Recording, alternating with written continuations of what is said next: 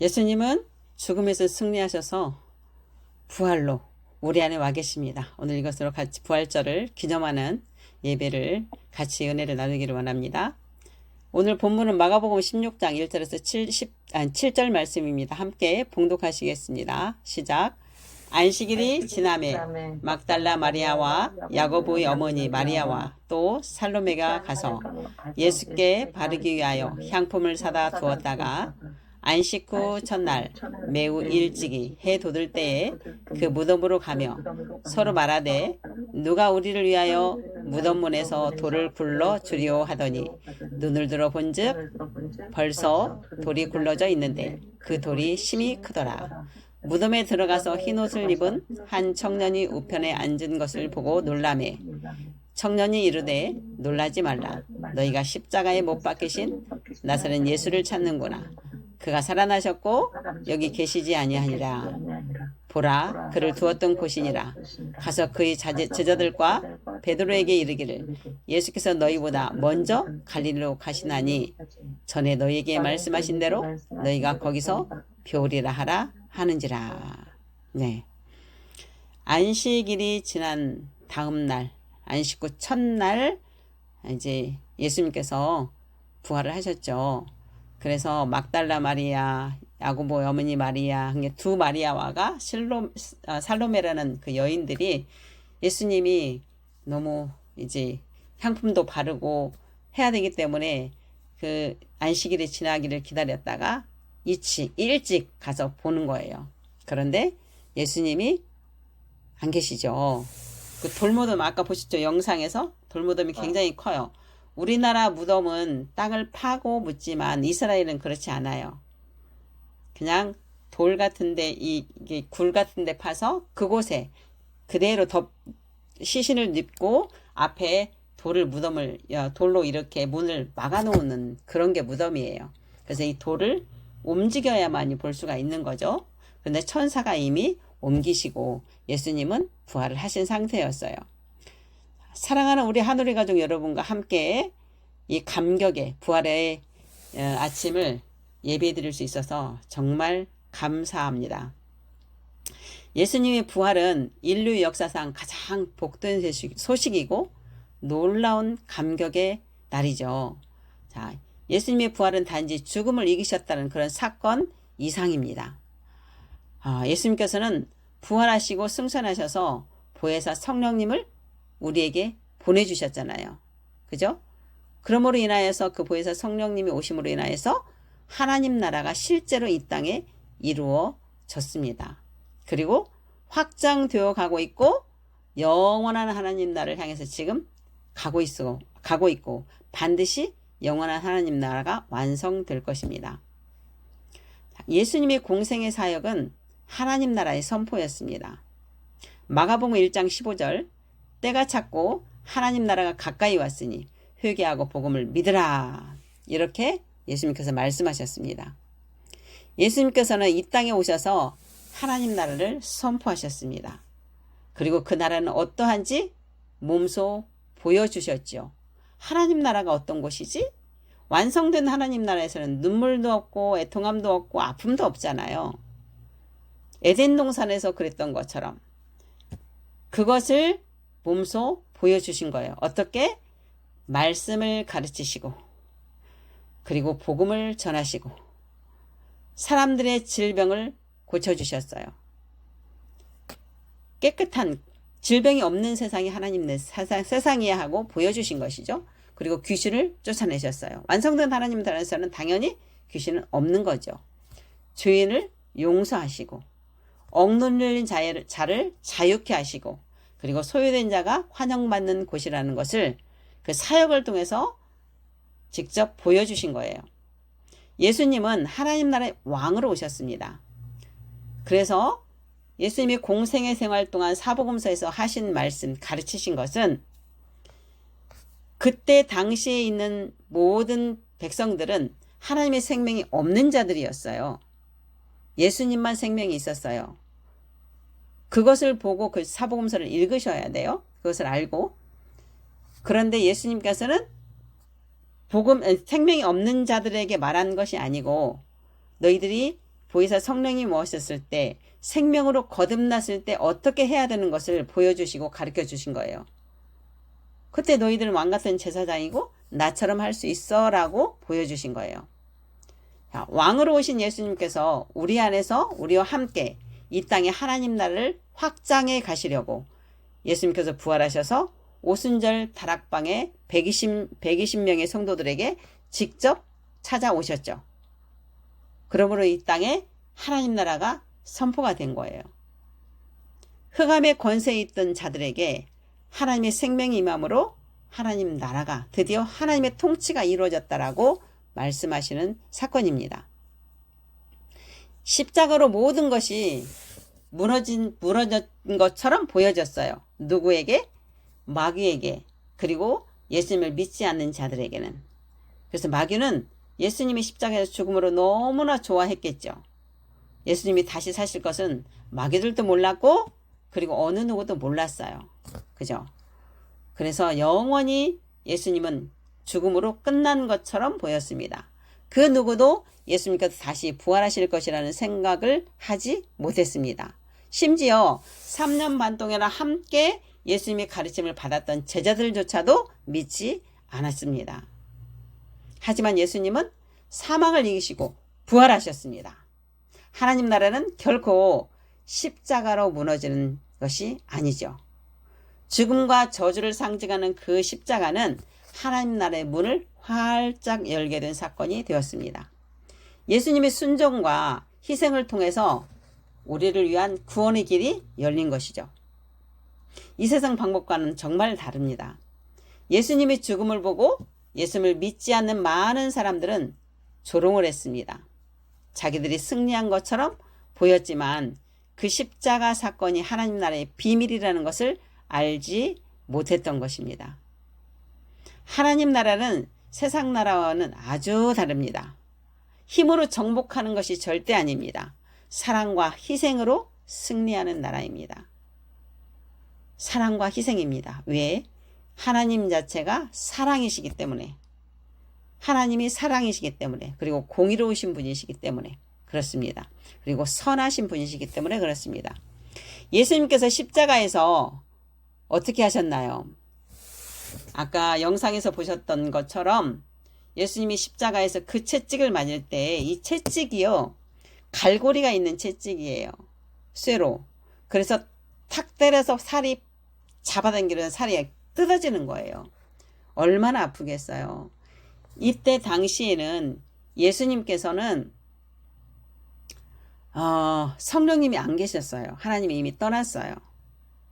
순교를 할 때 스데반을 보면은 돌로 맞으면서도 얼굴이 환했잖아요. 빛났잖아요. 그런 것은 성령님이 임하셔서 함께 하시기 때문에 가능해요. 아픔을 못 느낄 수 있어요. 그런데 예수님은 우리 인류의 다 죄와 율법의 저주를 몸에 짊어지셔야 했기 때문에 하나님이 함께 하시지 않았어요. 그 순간에. 우리 육체가 당하는 그 아픔을 그대로 고스란히 당하신 거예요. 예수님은.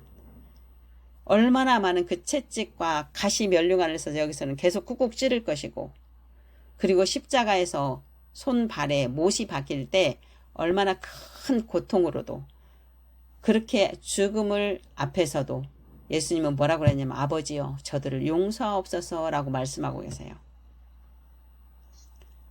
당신을 십자가에 못 박은 사람들, 당신을 때린 사람들을 용서하라고 말씀하고 계세요.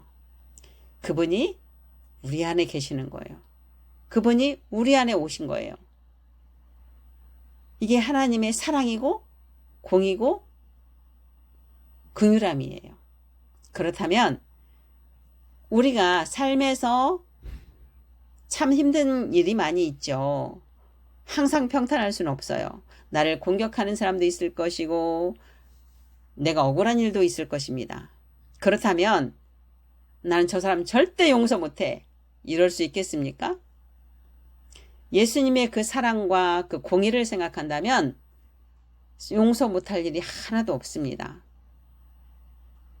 그 하나님의 마음으로, 그 하나님의 사랑으로, 왜? 그분이 우리 안에 계시니까 우리는 용서하고 예수님처럼 사랑을 베풀어야 하고 하나님을 나타내야 하는 삶을 살아야 하는 것입니다.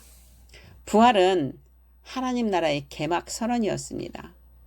안식 후 첫날 여인들이 무덤을 찾았습니다. 여인들은 빈 무덤을 보고 깜짝 놀랐습니다. 누가 우리를 그 큰 돌을 우리를 위해서 굴려줄까 걱정하고 갔는데 이미 굴려져 있었고 예수님은 보이지 않았습니다. 세마포 옷만 개어 있었죠. 그런데 그때 천사가 이렇게 말을 합니다. 그가 살아나셨고 여기 계시지 않다. 아까 영상에서는 예수님이 직접 나타났지만 이게 사복음서가 다 다르게 이렇게 표현이 되어 있기 때문에 그렇습니다. 그가 살아나셨고 여기 계시지 않다. 누가복음에서는 어찌하여 살아있는 자를 죽은 자 가운데서 찾느냐. 그는 여기 계시지 않고 살아나셨느니라. 예수님이 제자들에게 여러 차례 3번을 이야기했습니다. 내가 죽었다가 사흘 만에 일어날 것이다 라고 말을 했습니다. 그러나 그 말씀을 하실 때는 제자들이 믿지 않았어요. 저게 무슨 소리인지 이해를 못했어요. 그래서 예수님이 살아나실 거라고 아무도 생각을 못하고 지금 간 거예요. 이 말씀은요, 예수님을 따르던 절망 가운데 있었던 제자들과 여인들에게 부활의 빛을 비춰줬죠. 얼마나 기뻤을까요, 이들은. 그때서 생각을 했을 것입니다. 아, 예수님이 살아난다고 그때 말씀하셨던 것이 이것이었구나 라고 그때 깨달았을 것입니다. 이 말씀은 오늘 우리에게도 똑같이 동일하게 말씀하십니다. 어떻게 해요? 병으로 인해 눕게 되었을 때, 내가 아플 때,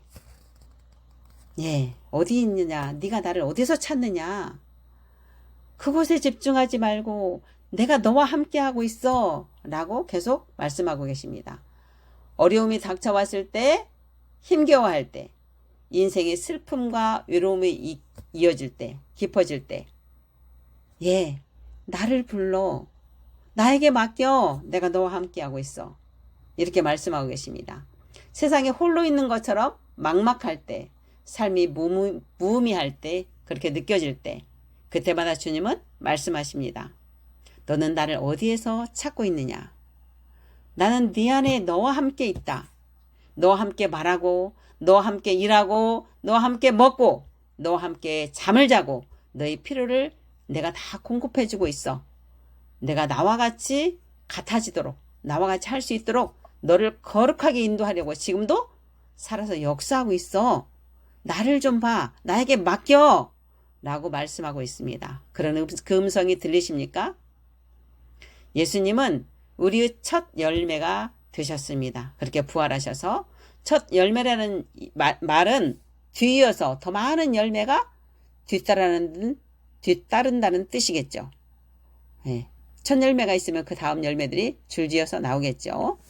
고린도전서 15장 20절을 보면 그러나 이제 그리스도께서 죽은 자 가운데서 다시 살아나사 잠다른 자들의 첫 열매가 되셨도다. 공동 번역에는 그러나 그리스도께서는 죽은 자들 가운데서 다시 살아나셔서 죽었다가 부활한 첫사람이 되셨습니다. 라고 말씀하셨습니다. 죽음에서 부활하신 예수님이 첫사람이에요. 첫 열매. 앞으로 우리도 예수님이 재림할 때 죽은 자가 먼저 몸에 부활을 입고 일어날 것입니다. 그리고 그때 당시에 살아있는 사람은 공중으로 들려서 예수님과 함께 할 것입니다. 그것을 상상해 보십시오. 얼마나 경이로운 시간인지, 얼마나 행복한지. 그때 예수님은 무엇을 물어보실까요? 너는 나를 얼만큼 나타냈느냐? 내 능력을 어떻게 나타냈느냐? 라고 물어보실 것입니다. 그것으로 하나님은 상급을 주실 것입니다. 여러분, 이 땅에서 잘 사는 것이 중요한 게 아니고 우리가 영원한 하나님 나라에서 그때 영원히 살 때 내가 상급을 받고 영원히 살아야 되지 않겠습니까?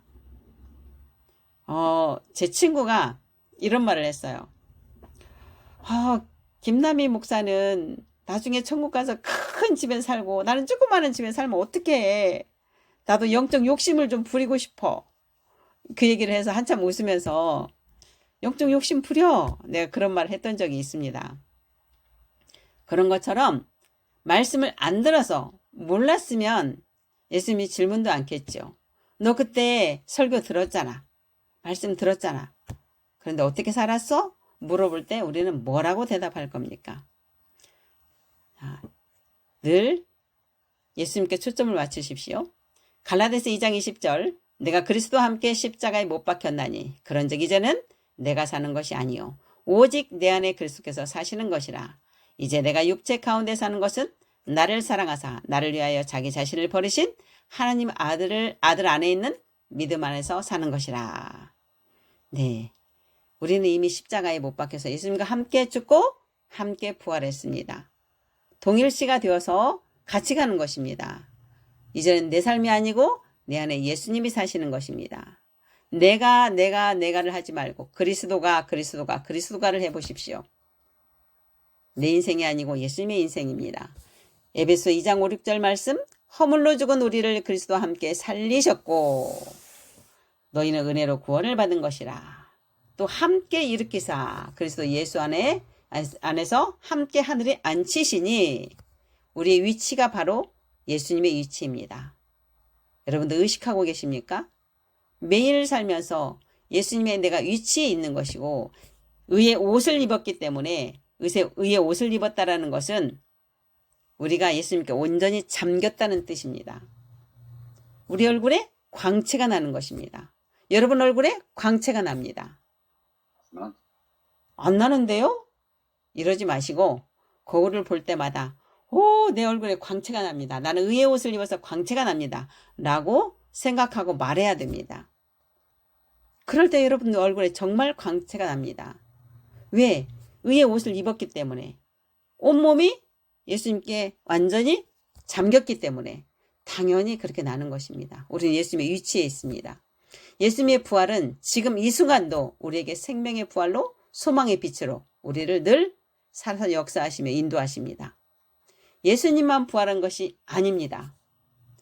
우리도 그리스도와 함께 죽고 함께 일으켜서 하나님 우편에 있는 부활한 자입니다. 육적 존재에서 영적 존재로 완전히 부활했습니다. 부활 신앙을 가지고 살아야 합니다.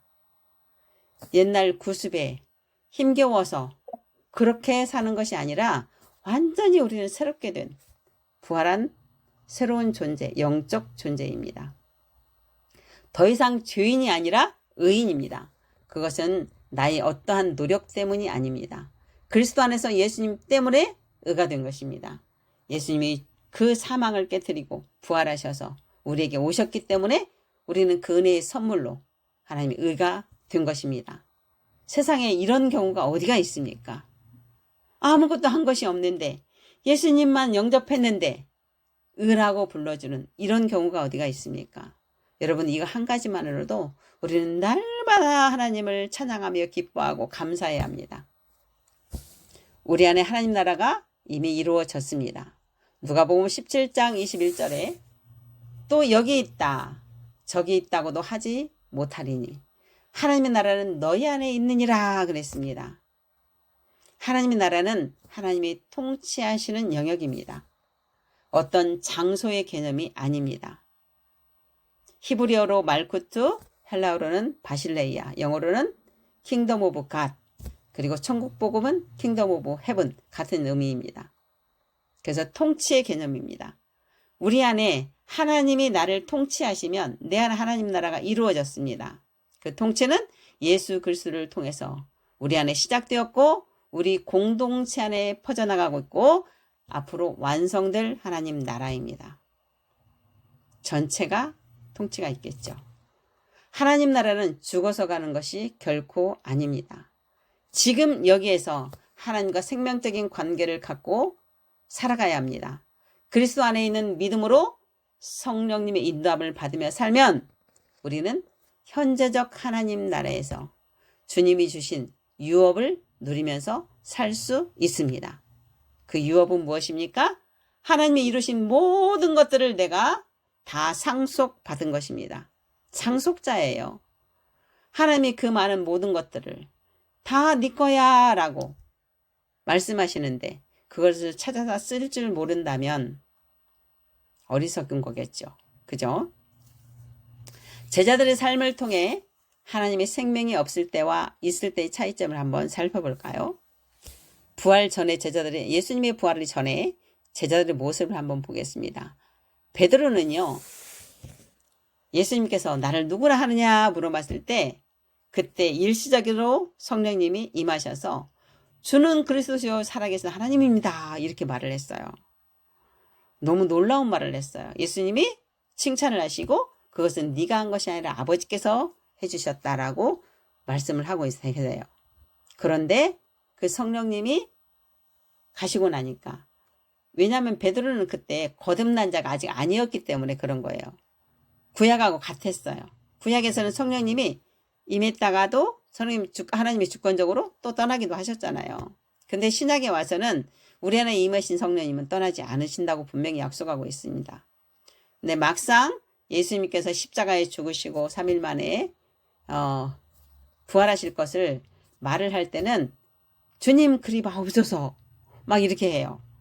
베드로가 갑자기 또 그러면서 함께 내가 죽을지언정 예수님을 배반하지 않겠습니다. 이렇게 얘기를 하는 거죠. 예수님이 사탄아 가라 이렇게 얘기하잖아요.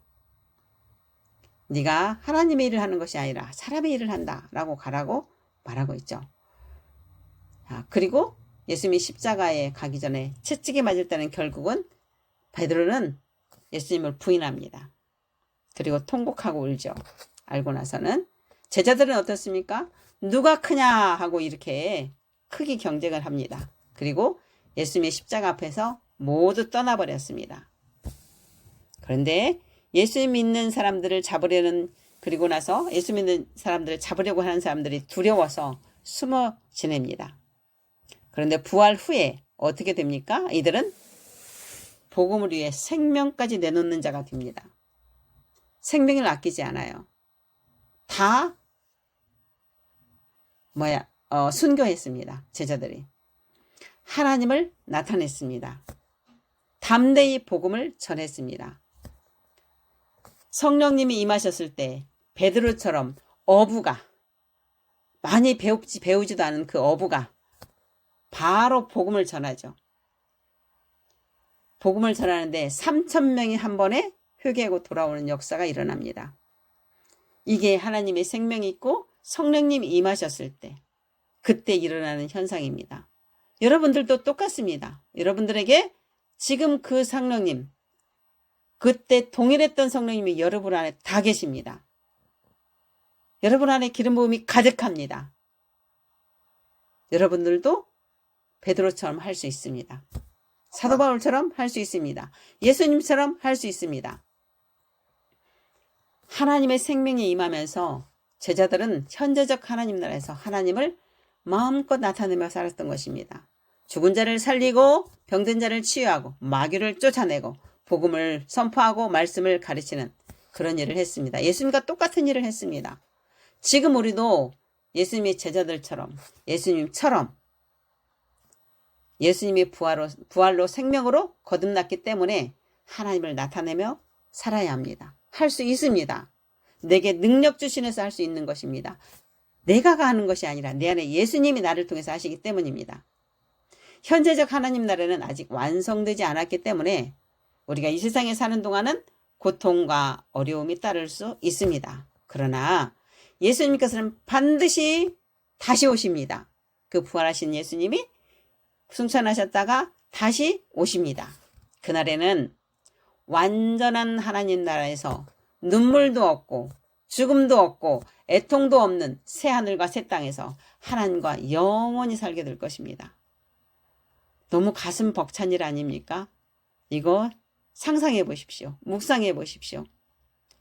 우리는 이 소망을 가지고 살아가는 것입니다. 이 땅에서. 그래서 우리가 하나님을 나타내므로 다른 믿지 않는 자들이 함께 영원한 하나님 나라에 살기 위하여 그들에게 복음을 전해야 합니다. 하나님을 나타내야 합니다. 사랑하는 하늘의 가족 여러분, 예수 그리스도의 부활을 기념하며 우리 마음껏 감사하고 마음껏 기뻐합시다. 마음껏 찬양을 올려드립시다. 주님의 이 아름다운 그 자연들을 다 우주 만물을 주시고 우리를 이렇게 살기 좋게 만드셨고 게다가 흑암의 권세에서 하나님의 생명의 나라로 우리를 옮기셔서 그 생명이 우리 안에 오셔서 우리를 새로운 피조물로 이렇게 살게 하신 그 하나님의 은혜에 날마다 우리는 감사하고 하나님을 기뻐해야 합니다. 그분은 지금 우리와 연합하여 함께 살고 계십니다. 그분은 지금 영이고 생명으로 우리 안에서 살아서 역사하십니다. 주님과 함께 우리는 어두운 세상에 하나님의 영광의 빛을 비춥시다. 축복합니다.